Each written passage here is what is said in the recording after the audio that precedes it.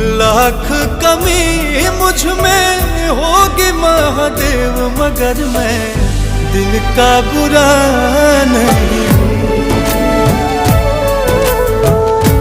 अपने से दूर न करना मुझको महादेव, कि सच में तुम बिन पूरा नहीं हूँ, दिल का बुरा नहीं हूँ।